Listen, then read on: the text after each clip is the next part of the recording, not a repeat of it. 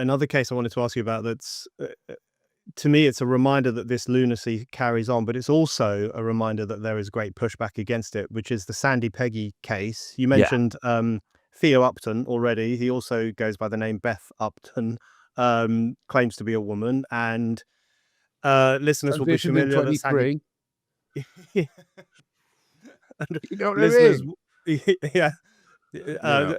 Dr. Beth Upton, as he likes to refer to himself, and listeners will be familiar with Sandie Peggie was a nurse for 30 years up in Scotland, and the details are genuinely shocking in this case, as they are in most cases, but this one really, really shocked me, which is that she'd had a period at work. She wanted to look after herself, make sure that she was fine to go back on her shift. She went to the changing rooms, and lo and behold, there he is. And you think to yourself, wait, so women can't even menstruate in peace without a man being present? I mean, that is the basic minimum of Mm. female privacy and dignity, and they've even had that taken from them. And Sandie Peggie is heroically, I think, standing up against NHS Fife and Yeah. against her colleagues who turned on her. What have you made of that case? I think it might be a case that piques some people because it is so shocking that a nurse doing a tough shift on Christmas Eve can't even go to a changing room in peace without a man being there. Yeah, I mean, you know, it's one among many. There's so many.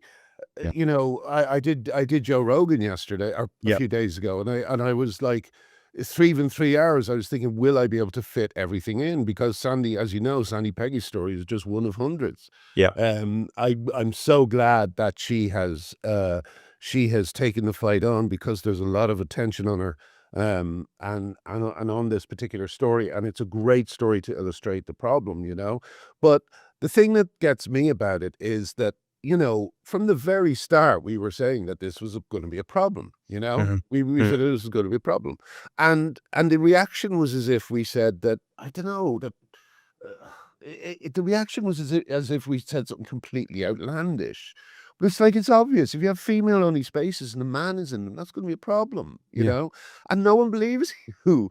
No one believes you. And you end up being shouted at on Newsnight, you know? It's like insane. How did they not recognize that this was going to be an issue? Same with sports. It's going to be a problem. We're going to have men beating up women in the ring. Sure enough, the last Olympics, 2 men beat up women in the ring, and we all watched it like it was Yep. normal, you know. So I gave up kind of trying to predict what would go big and what would not. But I definitely mentioned Sandie Peggie on Joe Rogan's show because it's just such a clear, obvious example of the dangers of letting these men into women's spaces. You know, um, what I what I what I did find interesting about it though is, I mean, they're really like trans activists work the same whether they work, you know, behind a computer screen or you know, on a legal team. But my God, the effects to smear her as a bigot, I thought that was just contemptible. You know, the disgusting friend who turned her in and the disgusting team who tried to make that accusation.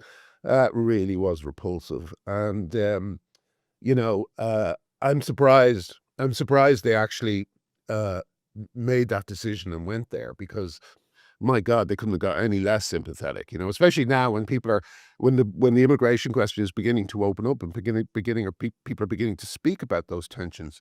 To try and introduce that is another example of the kind of cluelessness of the elites in the UK at the moment. You know, just the wrong thing to do, the wrong time, the wrong approach. And it bounced back on them. I think it did, but it seemed to me that it bounced back on them. So yeah, that was just another example of, you know, and again, it's with Sandie Peggie, it's a class thing, you know, the Yeah. same way they suddenly realized they didn't like me being Irish. Yeah. They suddenly realized that they don't like working class women who have opinions, you know. It's repulsive, absolutely repulsive. Yeah. A war on working class people, you know.